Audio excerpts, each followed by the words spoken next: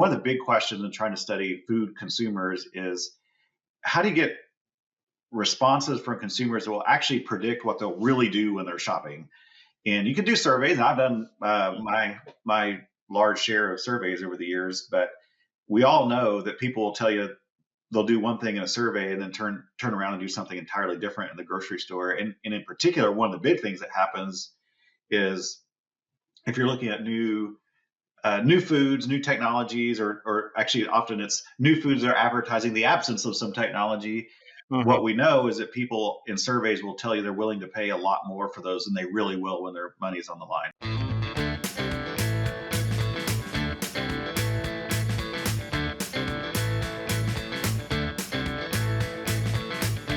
Welcome to the Crop Science Podcast Show. My name is Brian Arnell, and I'm coming to you from the campus of Oklahoma State University. The Crop Science Podcast Show is brought to you on behalf of Wisenetics. Today, I'm excited to have with us Dr. Jayson Lusk. Dr. Lusk is the Vice President and Dean of Oklahoma State University Agricultural Programs.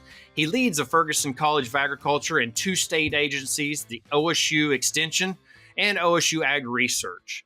In his former life at academics, he worked heavily within the food and agriculture industry as an ag economist and spent his career studying what we eat and why we eat it. He's published more than 270 articles in peer-reviewed scientific journals, co-written 6 books, and travels across the country and internationally speaking on his science. Prior to returning to Oklahoma this past August, Dr. Lusk served as head of the Agriculture Economics Department at Purdue University for 6 years. He was a faculty member at OSU for 13 years prior to that, departing as Regents Professor for Purdue in 2017. He's got a PhD in ag economics from Kansas State and did his undergraduate work from Texas Tech in food technology. So he has a broad background across the Plain States and even into the Corn Belt. Dr. Lusk, it's a pleasure to have you on the podcast today. Thank you for joining us. Thanks, Dr. Arnell. It's been fun to get to know you a little bit better being back to Oklahoma State, and thanks for having me on the podcast. Yeah. Can you share with the audience, I did your bio sketch, but can you share with the audience a little bit about, one, your decisions to get into economics and your drive and your passion in that, because you're extreme. I've always enjoyed watching you present. Your passion in your science and your passion for what you do is outstanding. So kind of give a little bit of pathway to the vice president and dean. Boy, how much time do we have? I'll try to give a thumbnail version of that. Yeah, I grew up in the Texas Panhandle, West Texas, in very small rural areas. My parents were school teachers, and my dad was a school principal and superintendent. But both their families came from agriculture. Maybe one way to think about it is I come from a long history of failed cotton farmers. So there's always kind of agriculture in our background and history. And my dad was one of these people who didn't want his kids sitting around the house in the summer times with nothing to do. So I always spent my summers working for local farmers, mainly doing grunt work, hoeing cotton weeds and running a spray rig, which is, by the way, great motivation to go to college because you know what the alternatives really going to be. And so I had that ag connection. I always thought I wanted to be involved in agriculture, but it wasn't clear how to do that from where I was situated. I had an ag teacher, FFA teacher in high school who was big into dairy foods judging, which turns out, if people don't know what that is, if you've seen Napoleon Dynamite, he's a participant in dairy foods judging. I did that when I was in high school, and it turns out that you can get a scholarship to go to college to do that. And that's how I ended up in food technology. Didn't really know anything about it other than I met some professors through those FFA competitions. I kind of thought to myself, I'm going to do this for a few years and get out. But turns out they lured me in. I enjoyed it, a lot of science and all that. I did a couple of internships in college, and that's one of the things that was really useful for me. And I tell our students that one of the best things you can learn from an internship sometimes is what you don't want to do. And so I did a couple of internships at a food processing plant. Great experience, great people. But when I looked at people that were doing the job with the degree I had, I just thought, I can't see myself doing this for 15, 20 years. And what I found myself thinking is I really liked the people side of it. I liked the business side of it. As the intern, this was in the Dallas area, they'd always send me off to other plants to pick up stuff, drop stuff off, talk to other people.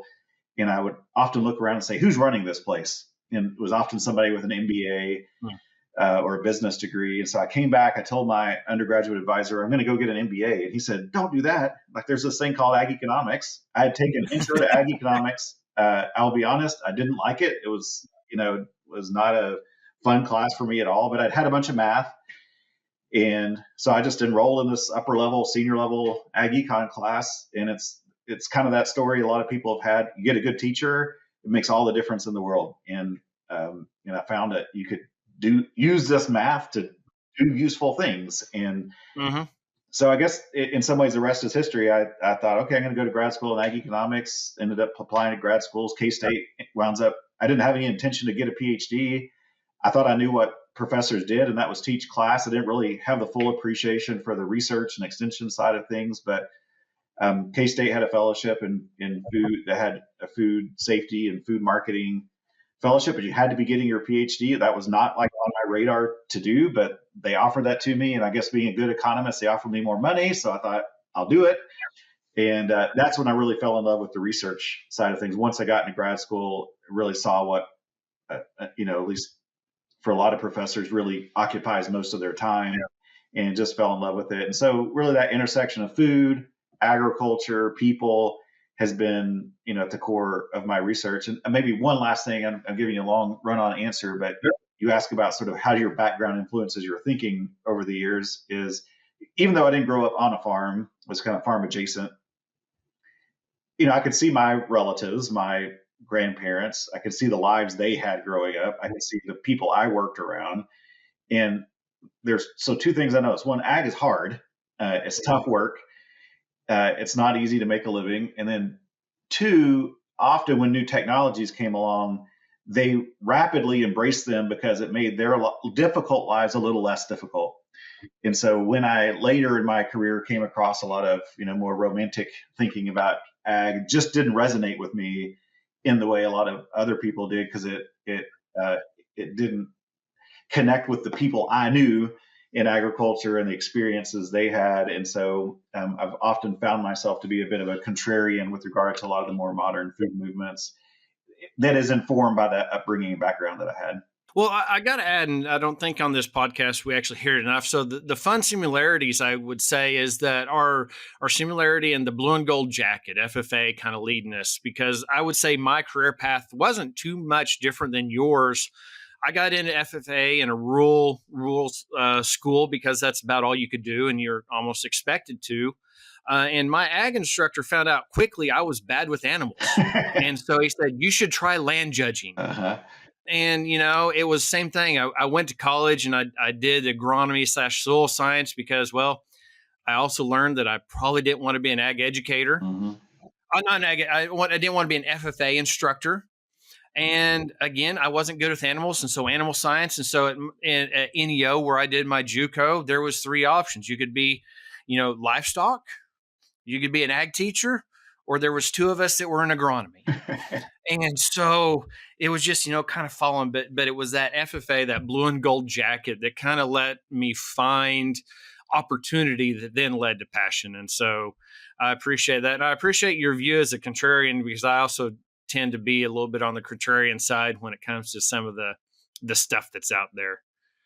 So kind of diving in now into the world of food science and economics, the merging of what you did. Can you tell us a little bit about, where the thrust of your research and work was? Sure. There's several distinct strands of work that are all intertwined with each other. And one is what I would call largely methodological. Like, how do you do research to get better answers to the questions that you want to have? And one of the big questions in trying to study food consumers is, how do you get responses from consumers that will actually predict what they'll really do when they're shopping? And you can do surveys, and I've done my large share of surveys over the years, but we all know that people will tell you they'll do one thing in a survey and then turn around and do something entirely different in the grocery store. And in particular, one of the big things that happens is, if you're looking at new foods, new technologies, or actually often it's new foods that are advertising the absence of some technology. What we know is that people in surveys will tell you they're willing to pay a lot more for those than they really will when their money is on the line. So a lot of my research was like, how do we make people put their money where their mouth is? So working on methods where you bring people into kind of lab-based settings, they're making real exchange with real food, real money, that kind of thing. And merging those kind of data with grocery store scanner data. The other thing I spend a lot of time doing is, well, if we know people kind of, I hate to say lie to us on surveys, but if they tend to have a lot of social desirability bias, well, maybe what we don't care about is some snapshot point in time. If we can do longitudinal surveys and repeat over time, the trends might tell us something. So there's some bias, but at least if we see an uptick, we can take some truth in that uptick. So, so that method side was a big part. It was and is a big part of my research. And then, so what are those methods applied to? Maybe that's a better question. And then I would say a lot of it is new food technologies or food labels that people are interested in. A lot of it's been in the meat and livestock space. I mentioned I went to grad school at Kansas State, and there was several faculty I worked with then that were heavily involved in meat livestock marketing. And so that's been a focal point of a lot of my work, although not exclusively. So you're always, we're kind of on the lookout. What's the newest, greatest thing, whether it's the meat alternatives or, GMO free or regenerative is now the word, whatever the latest trend is that you start to see food companies kind of market on, or often food policy issues will kind of bubble to the top, and we'll do kind of consumer work on that. What are consumers thinking? What are they willing to pay?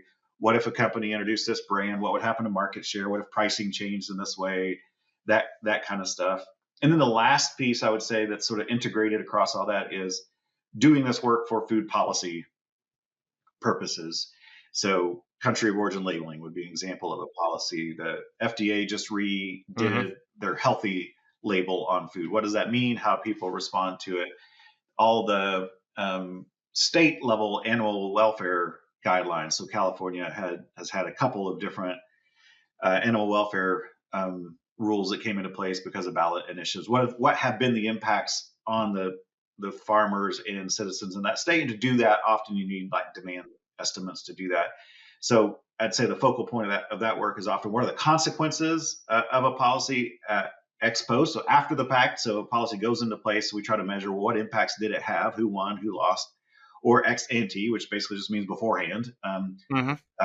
We got a policy that's coming down the road. What do we think are going to be the impacts of this policy in the future?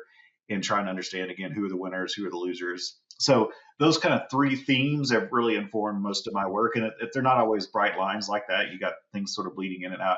And then maybe one last thing that's, I'd say, not pure research, but is kind of the outreach side of things. At some point in my career, I just realized you write all these academic papers and you kind of wonder how many people are actually reading them. And so started trying to think about ways, how can I communicate with the public in a better way? And that led to blogs and books and talks and that kind of stuff. And a lot of that has really just been around the role of innovation in agriculture, the importance of productivity growth in agriculture, trying to think about how we actually make consumers better off through what we're doing in food and agricultural research. So that's sort of a tangent to my research side. I call it more my outreach side of my program.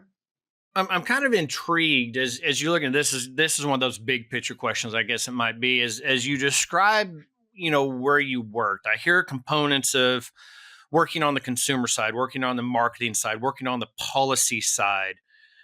When you're in the midst of it, when you're in the middle of it, did you have like a clientele in your mind, or were you just following I don't want to say following opportunity, but kind of following, okay, I found this out, so I'm going here next. Was there an end goal in mind, or was it just, you were tackling problems as they came? Yeah, I'd say there was an evolution in my career, and at different points in times, it was different push factors. Early on, you're a PhD student. If I had to be really honest with myself, all you're trying to do is get a paper published so you can get a job. And of course, you're working on things that are interesting to you. And you hope it's going to have an impact. But, my advisors and those people were the ones that were working with the industry, and it kind of filtered through them to me. And I'd say the early part of my career, the first few years, you're just trying to find what are problems that are interesting to me. I think I can get published. And particularly on the method side of things, your audience are other academics. And that is sort of how you make your name in academia is I want other people to adopt a method, the Lusk method, which has never happened to me, by the way. I had a method named after myself, but that it's your audience are other academics. But as you hopefully grow and mature, you start thinking these kind of questions, like I mentioned before. Am I really having an impact? Uh, what matters? So some of that evolves naturally. You write grants, you need industry partners on those grants. You're hearing their problems. You're in when you're in ag colleges, like I've been through my career, Mm-hmm. you have those now. You're running into the Farm Bureau, you're running into the Cattlemen's Group, you're running the Corn Soybean Group, what a Wheat Commission, whatever. You're crossing paths with those people, so you hear the problems they're facing, and then you try to think, well, what are the tools I have that can help them with some of those problems? And then my experience was over time, then you start developing some expertise. Then uh, agribusinesses, industry associations start reaching out to you. Can you help us? We got this question. You seem like somebody that can help us answer this question. Can you help? And then that drives a lot of the research questions. And so that's sort of been the evolution of my career. Is I'd say a lot more problem focused today. Mm-hmm. A lot more asking, what can I do that would really move the needle on a question that I think is of societal importance. Of course, I'd still love to impress my academic friends, but I'd say it's less of a motivator today than it was early in my career. So if you look back and I would say over your career, we've had some significant societal shifts, or at least that's my opinion. What are some of the biggies that have occurred in the food industry that kind of pop out to you over your career from when you were a PhD student to now? Well, several. One is it's a blessing and a curse, but I'm going to take a 100-year trend, but food has become much more affordable for consumers over time. It's a smaller percent of our income over time, which is really just a measure of well-being. Like we in societal progress, that food, this necessity that we have to survive, now takes up a smaller percentage of our budget. And so in some ways that's a great thing. The flip side is it's also driven a lot of this other kind of demands of our food system, because people can't afford to ask for qualities that sometimes ag producers may or may not care as much about. And so that's a long run trend that I think we're seeing play out and is driving a lot of our movement. Interestingly enough, those leveled off. If you look at data now, for probably 10, 15 years, the share of income spent on food has remained steady, hadn't really dropped much. Some of that's because we're substituting more towards more expensive kinds of food, like we eat out more. We can afford to let people cook and clean for us. And some of it is more recently the kind of the inflation stuff that everybody's familiar with. So that's one trend. One big one that I've worked in. So my dissertation were largely related to meat demand work. And so I was in grad school in the late 90s. And the big trend there was like a 20-year downward decline in demand for beef in particular, but pork as well. And that was driven by a bunch of things. So it was a rise of chicken. So chicken became much more affordable. There were also all the health concerns. People were worried about fat and cholesterol. And so this big negative downward demand shift for particularly in beef coming into the early 2000s, late 90s. And it certainly wasn't because of my dissertation, but that's about the inflection point. And so since about the early 2000s, that sort of reversed itself. And some of that is because of the Atkins diet, high protein diets that have come around, fat and cholesterol.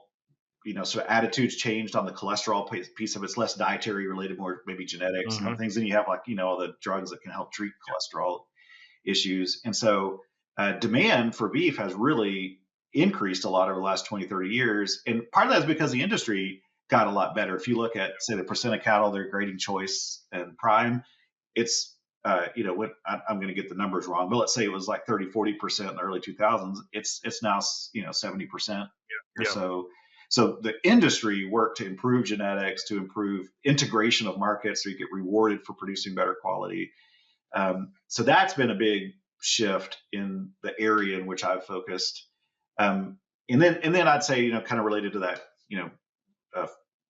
share of the income spent on food, just all these, it's always kind of one fad coming after another. It was organic, then local, and then sort of clean label. There's all this, non-GMO, cage free. There's always whatever the next iteration of that thing is. And I don't think that's going to end. anywhere, and partly because there's marketing, and companies always got to have something new and fresh to put in front of consumers.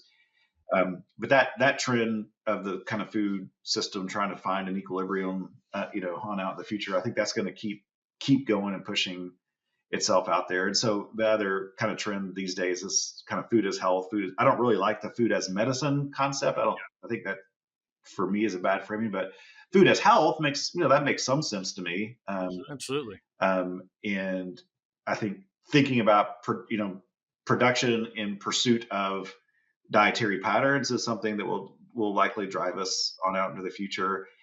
And then maybe one last kind of note too, that we're on the early stages of it, but Brian, I know it relates to your work, and that is data at the farm level. We're just getting to the stages where you got food processors and food retailers that are making pledges about, say, climate commitments. Mm-hmm. They can't, within their four walls, meet those commitments, so they're going to have to reach back into the supply chain. And now we're starting to have the data that enable those systems to connect in ways they weren't before. And so, again, it's not really happening quite yet, but the puzzle pieces are being put into place so that this transmission of data from the farm to the processor to the consumer is something over the next 20 years I think we're going to see a lot more of in that connection between the farm and consumer. And that there's going to be some challenges and some opportunities, I think, there.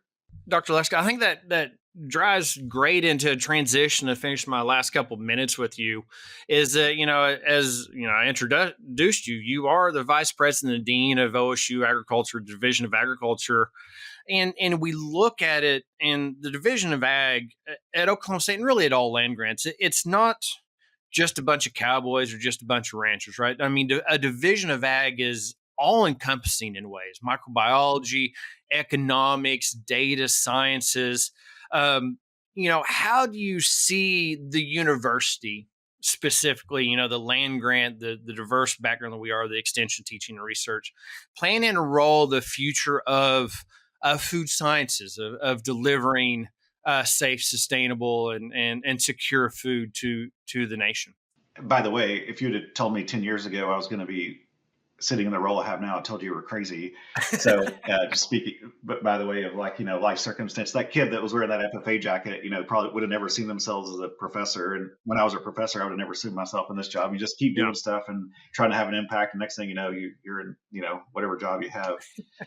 So one way I think about that question, I kind of have some guiding principles that I think will probably eventually be reflected in a strategic plan for our division here. But really about four things. One is student outcomes. And I think most people think university, land grant, they think students, because that's what you experience often if you went to college, is that student outcome. So we got to recruit new generation of students. We got to train them well. We got to make sure they have a job. And that's pretty first and foremost. But I think to have a job, they have to be trained with skills to be industry ready. And so I think we got to have that connection there always to make sure we're training students with the latest technology so that they can be employable and be effective. So that's one piece of it. The other kind of core principles and guiding parts, I think, we ought to keep our eye on the prize of ag productivity and profitability. So productivity just means, can I produce more with less, or produce the same amount produce the same amount with less. And I think that has a sustainability story too, that if we can save our resources for the future, still get the same level of output, that's a good thing. So what are we doing as a division to make farmers more productive? That to me is like a core principle. And that could be all kinds of different practices and techniques. And again, by productive, that could be saving input use. That's certainly a core part of productivity. The other one I think is expanding opportunities, and that's the innovation side. Like, are we, trying out new crop varieties? Are we creating new crop genetics? Are we giving farmers options for new production practices, new management practices that they didn't have before? Expanding that opportunity set and being the institution that can take those risks and try things out before the farmer has to. I think it's kind of funny, I think land grants sometimes were viewed as old and stodgy, and there's some truth to that. Like we're sometimes the last to try something because we're conservative. I think we ought to be the first to try stuff out and be the people willing to see if it's going to work or not, and take that risk on behalf of the producer. And then the last, I'd say, kind of guiding principle for me is trying to add value. Hmm. And that means a lot of things in a lot of different ways. But in a state like Oklahoma, we produce a lot of ag commodities. We're a top wheat and cattle producing state. We send most of that stuff, out of state and re-import it in the form of food stuff or whatever else. So some of it's food processing, but it's more than just that. What can we do to return more of the value of what we produce to the farmers and create more value for the consumer too? So they're getting bigger bang for their buck. And you ask about clientele. Hmm. I think when we think about ag colleges, we often think about the farmers, our clientele, and that's true. There's a lot more consumers than there are farmers, though. And so I think Yeah. that's that big clientele we should never forget about out there, is making sure we're producing safe, affordable, and tasty and nutritious food for people too. And I think that's a direction that we ought to head in terms of this added value. So those are kind of four guiding principles I think about as a land grant institution that really drive me when I think about where we should be heading in the future. Well, I like all those comments. I really, the risk, us taking the risk is something that resonates with me. And I try to share that with our younger faculty coming on, is that we, as academics, as extension specialists, we have an opportunity to take a risk and do some crazy things and learn from it and share that with the producers, whether we're talking ranchers, farmers, or even, the gardeners, the urban gardeners, that we're able to take some more risk and do some really off the wall stuff and fail. And I like to see academics willing to fail on a more regular basis, because we learn from those failures, but we're not making big advancements if we're not taking risk. There's no big advancement made from a small risk. It's big risks that turn science and turn our knowledge of the natural systems. And I appreciate you saying that we should be taking that risk, because I fully believe it. And I appreciate you being willing to do that. I saw you give a presentation a few weeks ago, Dr. Arnell, about Mm. a drone or something. You said, well, right now this one's kind of a toy and there's not a lot of value in having it. And I thought some people might say, well, that's frivolous. But I think, well, it's good that you did that. Yeah. So the producer didn't have to figure that out on their own. Not to say that all drone technologies are that way, but No. at Yeah. least the one application that you were studying in that instance didn't have a big bang for the buck. But how else would they know that unless you did it? Exactly right. It's time for our famous three. We're out of time, so I'm going to go into my 3 standard questions I ask all my guests. And one, when you have a question, whether it's in your current role or past role, what's been a good resource for you? Data's kind of at the core of what I try to do. Mhm. The USDA, National Agricultural Statistics Service. I've had that thing bookmarked for 20 years. It's probably my most used bookmark is USDA NASS data webpage. So much of what I've done over the years, particularly in public outreach, is really nothing more than downloading USDA NASS data Yep. and doing a little bit of algebra, repackaging it in a different way. So love the USDA NASS data has been a good one. Probably my longest standing podcast that I've listened to for ages is something called Econ Talk. Mm-hmm. And it's an economist that has a little bit of a right-leaning libertarian point of view, but he has all kinds of guests on, and obviously has economics perspective. Sometimes he kind of strays off into philosophy and stuff, but that's been another resource that's been very helpful in expanding my horizons over the years. And in your free time, when you're not, you've got a lot going on, you make a lot of field visits. I've been impressed about how quickly you've made it across the state again this year, and where you're going and where I hear you're going in the future. What do you enjoy doing in your free time? Well, my wife was on here, she would say I like to work, and that is true. And it's maybe a little bit of a cliche to say, but when you enjoy the work that you do, Yeah. it doesn't feel like work. And when you have a mission and you feel like you're making an impact, it doesn't feel like when I'm at home working on a paper or doing whatever else that time to me doesn't feel like it's a 9 to 5 kind of slug. So I do spend a lot of time working, but it's because I enjoy it and find fulfillment in it. Here recently, I'm not a good golfer, but when my youngest son got into golf a couple of years ago, and I found that if I wanted to spend time with my teenager, that was a way that he was willing to tolerate me for a little while. So I played more golf in the last 2 years than I did in the previous 45. And I'm not a good one, but occasionally I'll when I can find the time, we'll go out and hit a few balls with my son. That's fantastic. I'm not a good golfer, so I enjoy golfing with not good golfers. Yeah, So okay, well, good. those that are serious just don't make it fun. We ought to go together then. It sounds like we would make a good pair. And finally, where if somebody wants to know more about your work and what you're doing now, where's some good places for them to check you out? Well, if you want to see, some of what I've been involved in terms of my academic career, I've got a webpage that's my name, so www.jaysonlusk.com. I've got a Y in my name, so Jayson.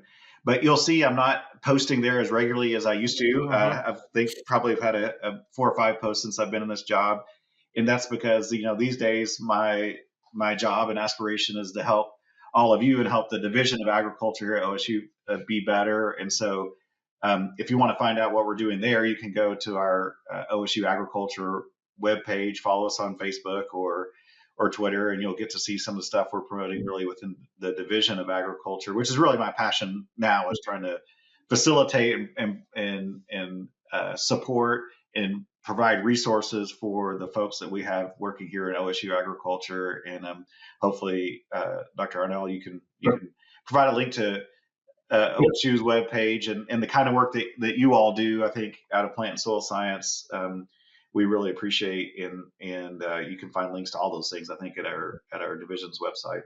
Well, Jayson, thank you so much for taking the time today. Again, this is Dr. Jayson Lusk. He is the Vice President and Dean of Oklahoma State University Division of Ag. Folks, if you enjoyed this podcast, man, hit that subscribe button, like that channel, save it with your friends, or just save it with those that you think need to hear this information. Leave comments, let us know what you want to hear, what guests you want to see, and any questions you may have. Dr. Lusk, thank you so much for joining me today. It's been an absolute pleasure. Yeah, thanks, Brian. Appreciate you having me on.